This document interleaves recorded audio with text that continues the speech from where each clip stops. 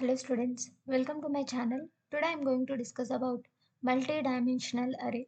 In the previous classes I have discussed about the one-dimensional array and the two-dimensional array.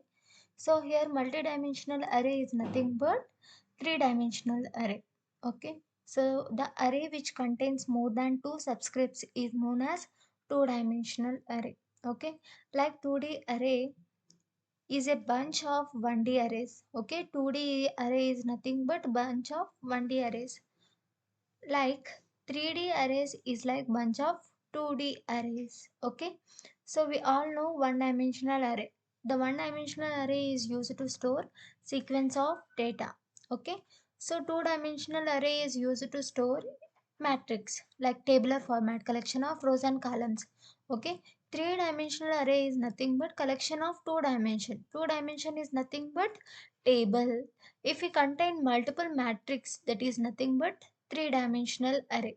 Okay, data in multidimensional arrays are stored in a row major format. Okay, that is tabular format. So it contains more than one table. To access array elements in multidimensional arrays, more than one index is used. Not more than one, more than two indexes are used.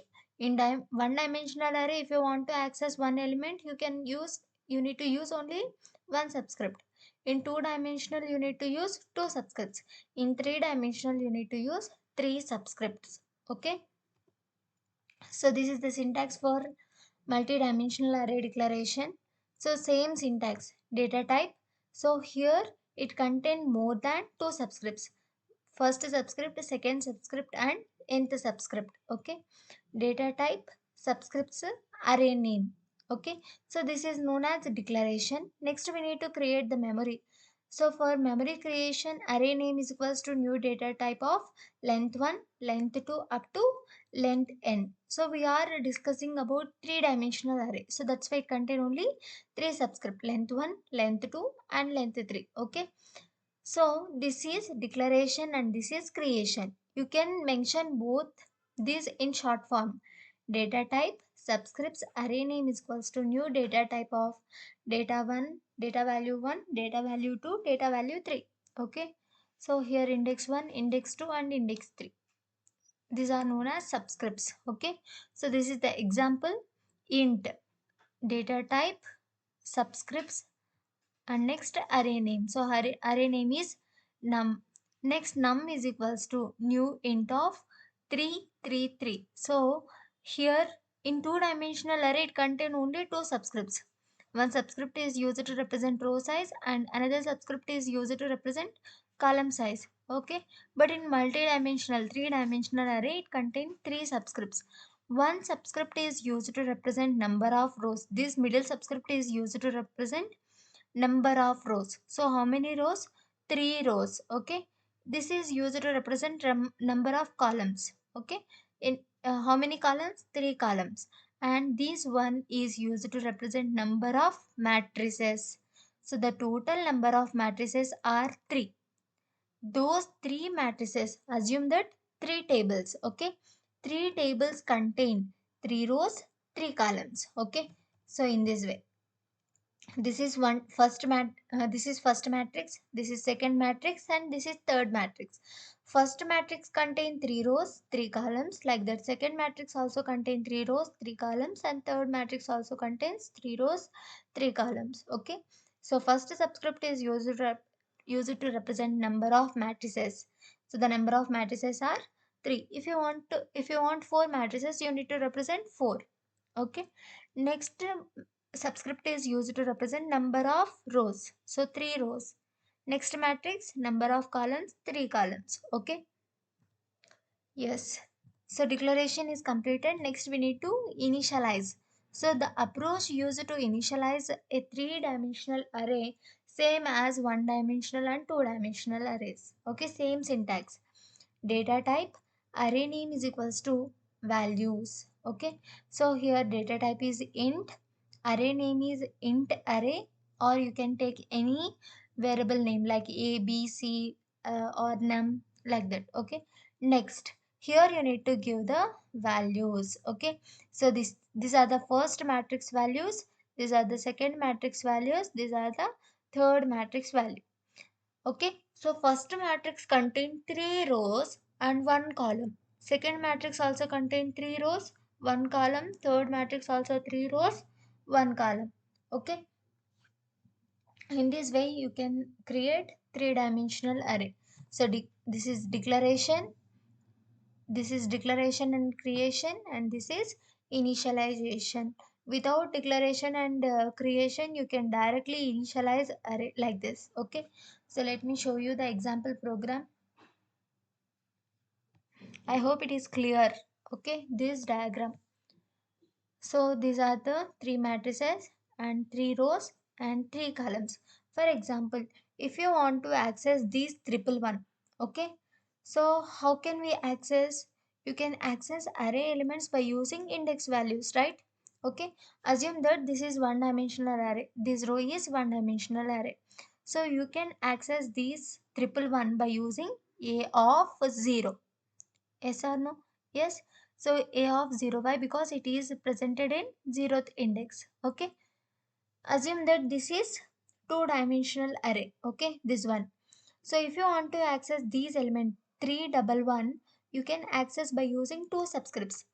This is presented in 0th row, 0th column. So that's why a of 0, 0. So I am taking a as a array name. So a of 0th row, 0th column. Okay, in two-dimensional array. But in three-dimensional array, if you want to access any individual element, okay, you need to use three subscripts. Okay, first subscript is used to represent matrix. For example, I want to access 211. Okay, so I want to access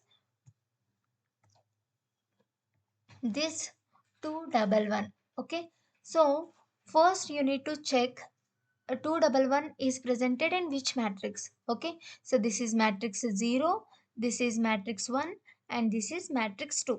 Okay, so first subscript is used to represent matrix. So 211 is presented in first matrix, so that's why a of 1. Okay, next in which row? So this is 0th row and this is 0th column, so that's why a of 100, that is the index value for this element. Okay, for suppose I want to access 322. Okay, 322. First subscript is used to represent matrix. 0th matrix, first matrix, second matrix. So it is presented in second matrix. So a of 2. Next you need to know which row. This is 0th row, this is first row. So a of 2, 1. Next, this is first column, A of 2, 1, 1. So, the second matrix, first row, first column, like that. Okay. So, every individual matrix contains 0th row, 0th column. Okay, first row, first column, second row, second column, like that. But the matrix will be changed. This is 0th matrix, first matrix, second matrix, like that. You can access the individual element. Okay. So program. So this is the program for three-dimensional array. So this is the main method. Next I am initializing three-dimensional array. Data type array name is equals to values. Next I want to display the elements. Okay. So here for one-dimensional array we need to use only one for loop. For two-dimensional array we need to use two for loops. For three-dimensional array we need to use three for loops. Okay. Why? Because I want to display all these elements. So 1, 2, 3 presented in 0th matrix, 4, 5, 6 presented in first matrix, 7, 8, 9 presented in second matrix. So that's why you need to use 3 matrices. Okay, 3 for loops. Let me execute this program.